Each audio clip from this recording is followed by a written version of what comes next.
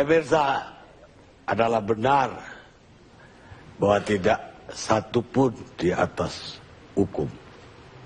Tapi kekuasaan bisa membuat seseorang menjadi invisible, tidak terlihat di mata hukum. Toba Beta kali ini pengarang Indonesia. Sekarang Anda mau nanggapin semua? Menjawab semua ini, termasuk satu hal yang saya ingin ingatkan rekan Oce soal hukum Transjakarta. Itu kantor hukum saya yang nangani kasus Transjakarta. Kalau dari sana rekan Mulya, di dalam konteks ini kita lihat secara pendekatan hukum jelas terlibatnya Jokowi di situ sebagai gubernur, ya, yang mengeluarkan konteks proyek ini lebih dari 1 triliun. Nah, kaitannya tadi sudah disinggung oleh Damkar, menteri kena, ya, gubernur juga banyak yang kena. Itu bisa dalam perspektif itu. Maka hari ini tadi klien saya untung tidak ditahan. Kalau ditahan, saya harus berjuang. Jokowi juga harus ditahan begitu loh. Karena dia terlibat dalam konteks ini. Kalau bicara itu, ya, itu yang harus kita lihat kan. Itu konteks. Kalau kita bicara penegakan hukum dari konsep yang sangat jelas. Maka untuk itu di dalam kesempatan ini saya kira hal-hal yang berkait dengan penegakan hukum kita juga bisa lebih implementasi soal legislasi dan lain sebagainya yang kaitannya dengan yang lebih efektif tadi istilah Bung Hendra Data, bagaimana mengefektifkan dan mengefisiensikannya. Ada usulan yang mungkin memang belum disepakati, ya, saya tidak boleh mengklaim, tapi ini usulan bagaimana kita lebih mendetailkan sistem pembuktian terbalik supaya koruptor itu dengan mudah ditangani. Dan untuk itu saya sendiri sebagai komitmen, nggak ada urusan dengan tim. Sebagai lawyer, saya tidak pernah mau menangani kasus koruptor dan juga narkoba. Itu komitmen. Nah, oleh karena itu tidak mungkin di dalam konteks kita membangun satu visi misi yang jelas di dalam konteks praktek kita ini, kita mau menciptakan atau keadaan-keadaan yang sifatnya korupsi lebih ada peluang. Jadi dengan demikian, dia mau nambahin. Oke, terima kasih Bang Karni.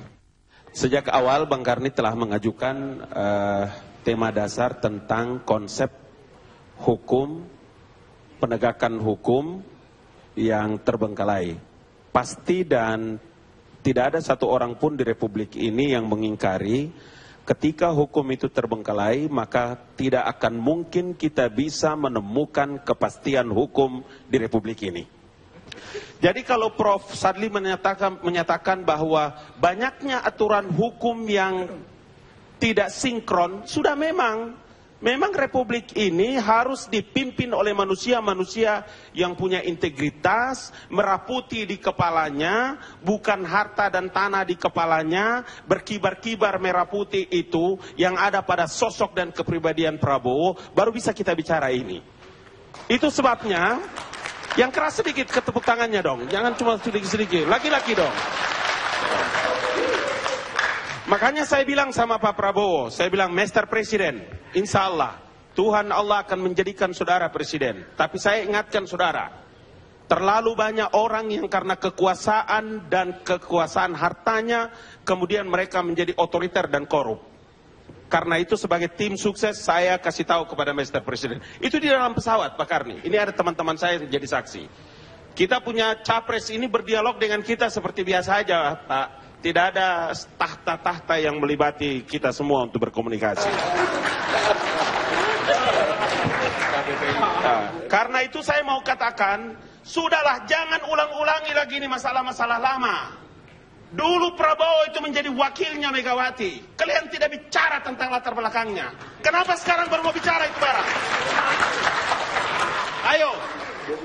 Ayo. Di mana kasus Munir 27 Juli? Kalau mau sudah kita main-main. Meja-meja ini kita balik-balik sekarang.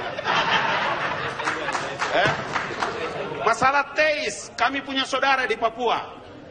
Jangan lagi ungkit-ungkit ini masalah-masalah lama. sudah clear, selesai. Begitu KPU mengetok palu, ini orang menjadi calon presiden, ini orang menjadi calon wakil presiden, selesai itu kawan. Masuk itu barang. Jadi maksud saya hidup Prabowo, koalisi Merah Putih. Jadi maksud saya, jangan lagi lah bicara-bicara masa lalu. Sebenarnya kalau bicara ketabahan, Pak Ali, kami yang cukup tabah. Pasangan Pak Jokowi dan Yusuf Kala yang cukup tabah. Kenapa kami sampaikan seperti itu? Sampai dengan hari ini, dalam catatan tim kampanye, khususnya tim hukum, ada 25 kasus yang mendiskreditkan Pak Jokowi dan JK. Saya senang hari malam ini Pak Egy Sujana hadir. Tadinya kami bertanya-tanya, siapa pengacaranya Pak Udar itu? Ternyata dari kantornya Pak Egy Sujana. Dan malam ini beliau juga mengakui bahwa beliau adalah pengacaranya Pak Udar, mantan Kadis Perhubungan DKI. Terus masalahnya apa? Sebentar Pak Egy. Nah, pengacara inilah yang dari sejak awal meminta-minta Pak Jokowi supaya diperiksa. Sekedar informasi, mudah-mudahan Pak Egy tahu, walaupun kami kaget, ternyata Pak Egy ini tim dari Prabowo Hatta. Itu luar biasa. Pantasan kencang benar mintanya. Nah, dari 40 klarifikasi sekarang apa nanti aja Bang? Sebentar, gantian dulu Pak Egy. Dari 42 kasus saksi yang sudah diperiksa, tidak satu saksi pun menyampaikan soal nama Pak Jokowi. Kemudian Jaksa Agung sudah menyampaikan bahwa tidak ada kaitan dengan Pak Jokowi. Sehingga adalah juga surat yang seakan-akan Pak Jokowi meminta supaya dilakukan penundaan pemeriksaan. Sekarang canggih benar, Pak Karni. Saya tadinya berpikir ada suratnya ini. Rupanya dipoto kemudian ditaruh di tweet. Sehingga kami tidak bisa dapat aslinya. Tapi yang membuat ternyata kurang canggih. Ada jeda-jeda tweetnya dia. Ada jejak-jejak. Dan kami juga kemarin sudah laporkan itu yang patut diduga. Kalau Pak Karni ngajarin bahasa hukumnya, patut diduga. Yang bernama Saudara Edgar Jonathan S. Ini sekaligus juga mengkanter, paling tidak mengklarifikasi apa yang selama ini suka disampaikan oleh Pak Fadlizon. Bahwa kalau ada hal-hal yang mendiskreditkan pasangan Pak Jokowi JK, itu dari kami. Mudah-mudahan ini benar. Ternyata Edgar Jonathan S. ini Ketua Tidar Jakarta Selatan. Kita tahu Tidar ini underbow dari Gerindra. Jadi inilah fakta-fakta yang kami sampaikan. Bagaimana pengungkapan ini tergantung pihak kepolisian. Tadi perkara itu karena sudah diungkap, jadi perkara akun tersebut kita serahkan pada penegakan hukum. Kemudian tadi perkara Edgar kebetulan saya tahu.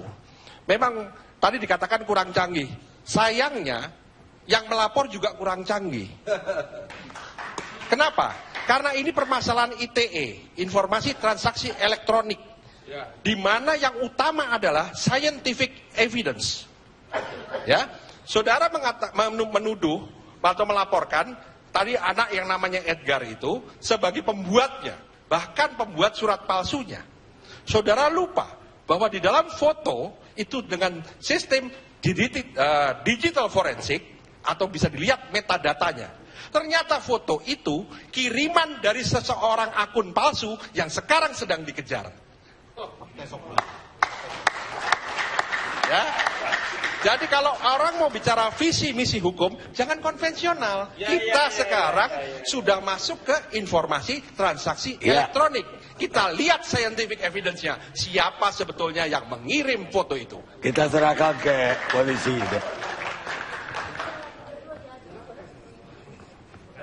Bang Arni, soal Bentar. tadi soal Bos B gimana? Iya, nanti lagi ada. Masih ada waktu, tenang Pak. Pemirsa, lihatlah para orator di negeri ini. Selama mereka miskin, negara dan masyarakat memuji kelurusan mereka. Tapi ketika mereka digebukkan dengan uang publik, pelan-pelan mereka akan mulai terpengaruh dengan kebencian terhadap keadilan, merencanakan intrik untuk melawan masyarakat dan menyerang demokrasi sendiri. Kata Aristophanes, bukan Totoles, Topanes, penulis drama di zaman Yunani. Kita rehat sejenak.